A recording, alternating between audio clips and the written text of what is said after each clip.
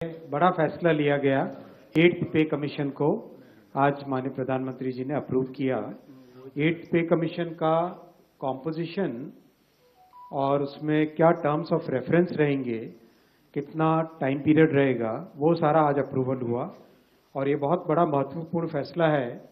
आपको पता है कि अभी हाल ही में जनवरी में ही इन प्रिंसिपल अप्रूवल हुआ था कि किस तरह से 8th पे कमीशन का फॉर्मेशन किया जाए और इतने कम समय में 8 सेंट्रल पे कमीशन का गठन भी कर दिया गया। इसके लिए काफी बड़ा कंसल्टेशन होता है। कई मंत्रालय जिनमें बड़ी संख्या में सरकारी कर्मचारी हैं सेंट्रल गवर्नमेंट के, डिफेंस हो गया, होम हो गया, रेलवे हो गया, और डीओपीटी के माध्यम से जो जॉइंट कंसल्टेटिव मैकेनिज्म है सभी यूनियंस का, सभी फेडरेशंस का, उस जेसीएम के साथ भी डिटेल्ड कंसल्टेशन होता है। इन सब कंसल्टेशंस के बाद में ये टर्म्स ऑफ रेफरेंस फॉर्मेशन किया गया है, तो ये बहुत ही एक इम्पॉर्टेंट टाइमली एक्शन ले लिया गया है। और करीब 50 लाख सेंट्रल गवर्नमेंट के एम्प्लॉयज हैं। कई राज्य सरकारों के साथ भी इसमें कंसल्टेशन किया गया और करीब सभी राज्य सरकारों ने इसमें सहयोग दिया है। 18 मंथ्स के अंदर ये रिपोर्ट आएगी इसकी 8th पे कमीशन की। जस्टिस रंजना प्रकाश देसाई को इसका चेयरपर्सन बनाया गया। आप सब जानते ही हैं जस्टिस देसाई को, हमारे प्रेस काउंसिल ऑफ इंडिया की चेयरपर्सन है और बहुत ही अच्छा उनका एक long history of public service है। So she will be heading the 8th pay commission. Professor Pulak Ghosh from Bangalore, I M, and Mr. Pankaj Jain, who is Secretary Petroleum and Natural Gas, he will be the member secretary. दूसरा बड़ा फैसला लिया गया साथियों आज, nutrient based subsidy for rabi season. आप सब जानते हैं कि माननीय प्रधानमंत्री श्री नरेंद्र मोदी जी किसानों के लिए एक के बाद एक बड़े फैसले लेते हैं और इसमें बहुत किसानों की इनकम प्रोटेक्ट हो, उनको सारे इनपुट्स कम कॉस्ट पे मिले, नए तरीके से खेती कर सकें, डिजिटल टेक्नोलॉजीज का उपयोग कर सकें, हर तरीके से क्रॉप की इंश्योरेंस हो, हर तरीके से खेती के हर एस्पेक्ट पे ध्यान देना माननीय प्रधानमंत्री जी ने शुरू से ध्यान दिया है।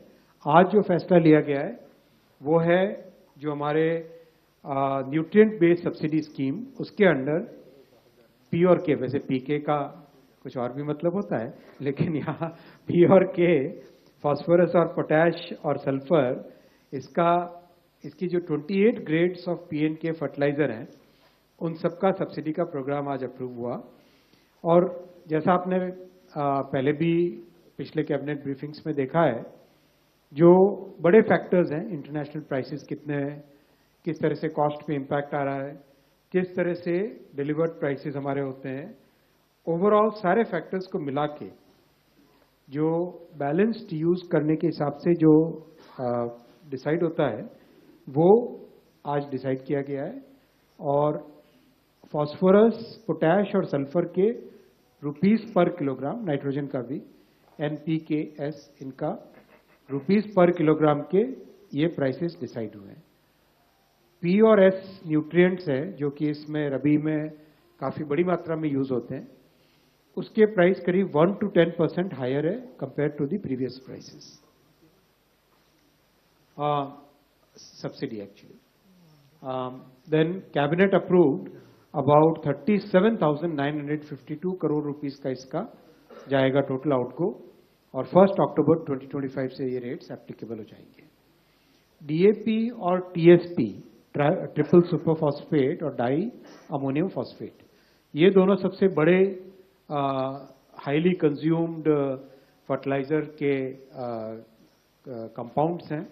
इनका करीब 60% इन दोनों का होता है कंजम्पशन। इन दोनों के लिए एक स्पेशल पैकेज भी रखा गया है जिससे कि जो फार्मर्स को, किसानों को जो रेट मिले वो रेट बिल्कुल कांस्टेंट रहे, वो बिल्कुल ना बढ़े।